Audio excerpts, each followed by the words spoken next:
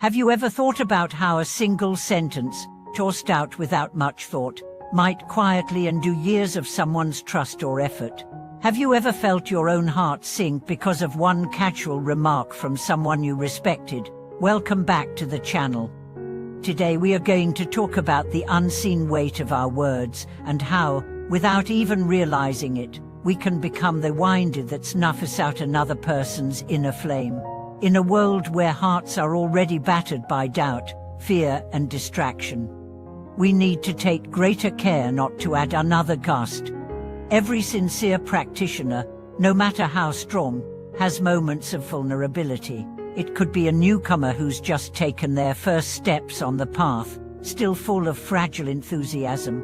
It could be a seasoned elder whose body is failing but whose faith still burns. It could be someone whose mind has been clouded by hardship and is desperately trying to hold on to even a thread of clarity. In these moments, even a small act of encouragement can be a shield, and even a small act of carelessness can become a blade. The metaphor of the heart's lamp is powerful because it's so true. When someone lights their lamp, it is often after much searching, doubt, and struggle. That flame may flicker, but it has the potential to burn steadily for life if sheltered well.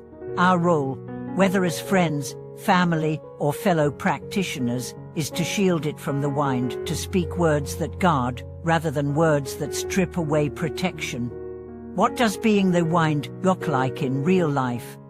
Sometimes it's blunt dismiss, that's pointless, or you're overdoing it. Sometimes it's subtle mock, oh, still doing that old-fashioned chanting. Sometimes it's a sigh or a raised eyebrow that says, without words, I don't believe in what you're doing.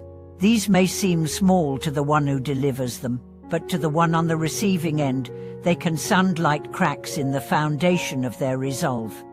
On the flip side, words of support are not complicated or expensive. A simple, I'm glad you're keeping up your practice, or it's inspiring to see your dedication, can fortify someone for weeks. Even silent gestures, making space for their practice time, joining them quietly, asking about their progress without judgment can be walls against the wind. It's not about pretending everyone's path is flawless. There are times when honest feedback or correction is needed, but how we deliver it matters. A lamp needs oxygen to burn, but too strong a gust will kill it. When offering guidance, speak with the intention to protect the flame, not to test its endurance. If criticism is necessary, wrap it in respect and in recognition of what the person is doing right. This way, the heart receives it as help, not as an attack. Consider a story from a small temple community. A young woman had recently begun attending morning chanting, arriving before sunrise, even in cold rain. One day, an older member, perhaps without malice, remarked, "You're still young, you'll probably give up after a while, like many do." The words hit harder than intended. The young woman's attendance became less regular, then stopped altogether. Months later, she admitted that the comment had planted doubt she couldn't shake. The older member later regretted it, but the flame had already gone out.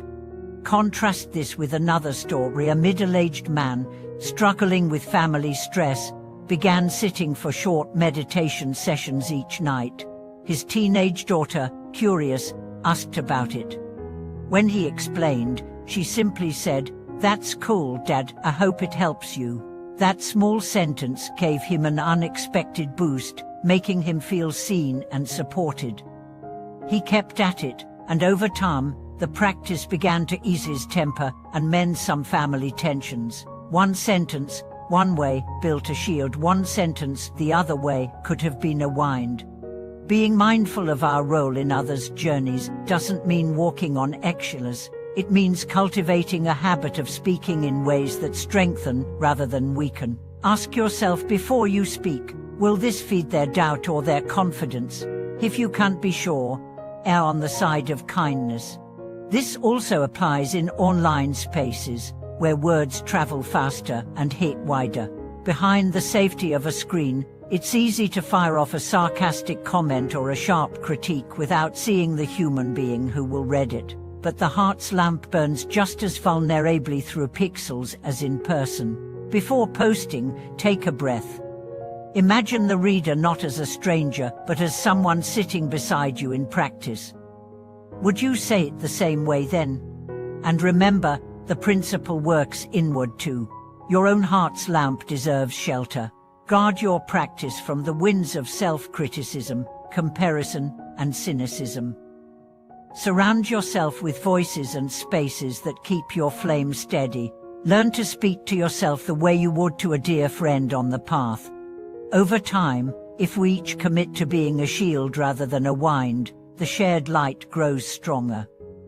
A community where lamps are protected becomes a beacon visible from far away, drawing in those who are still searching in the dark. And that is perhaps the most beautiful outcome of all, a place where no flame is left to fend for itself, and where encouragement is as natural as breathing. Thank you for watching this video.